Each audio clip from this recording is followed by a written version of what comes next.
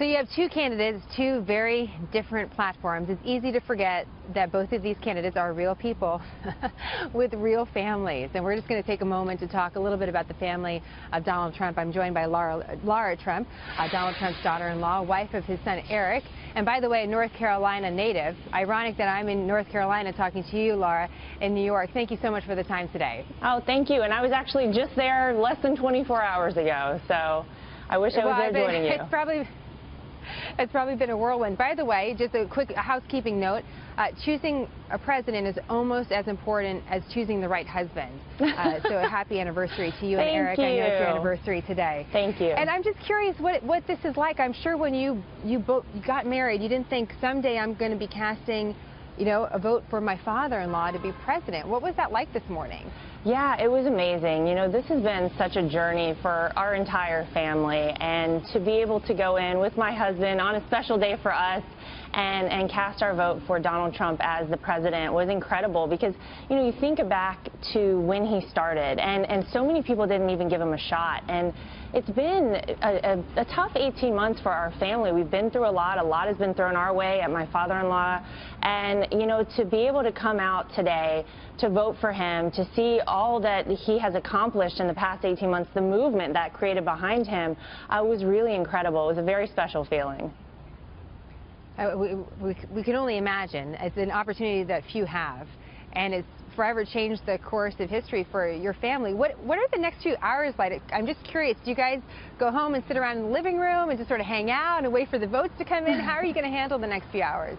Well, I think we're all probably trying to distract ourselves a bit because the next couple hours feel like they're really dragging out quite a bit. But, we're all going to be together tonight as a family. We'll watch the results come in because family is very important to us. We got into this race as a family. We've gone through the whole thing together, and we'll be together again tonight no matter what happens. And I think it really has brought us closer together. This entire process is as nasty as it's gotten at times and as tough as it's been.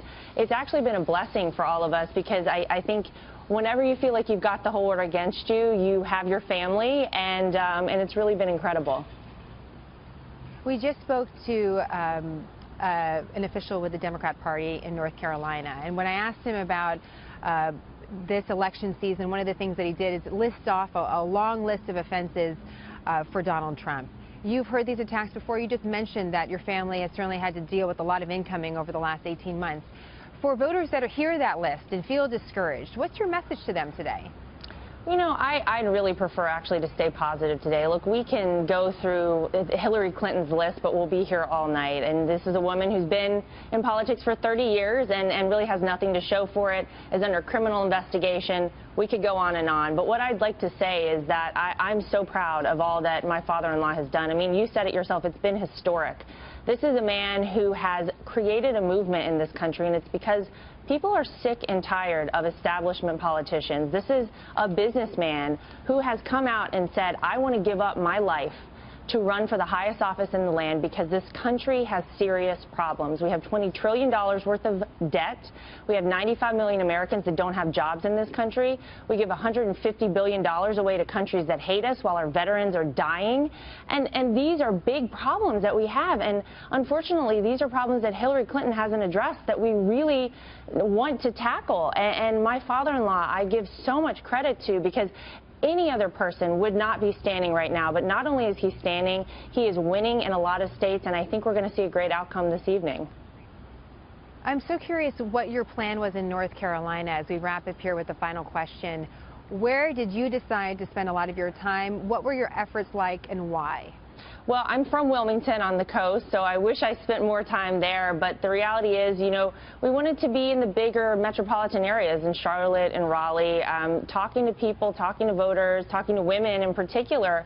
And we did spend a lot of time there. And I actually feel so fortunate that I got to spend a lot of time in my home state and actually went to places that I'd never been before, even though I lived there for the majority of my life. So it's been a very special process, a learning process for sure, but one that I feel very fortunate for. Well, we have had nothing but friendly people in Raleigh, North Carolina. we look forward to asking you about restaurant recommendations in the future, but for now it's all politics, Lara. So thank you so much for joining us today and making time for us, and best of luck. We appreciate it. Thanks.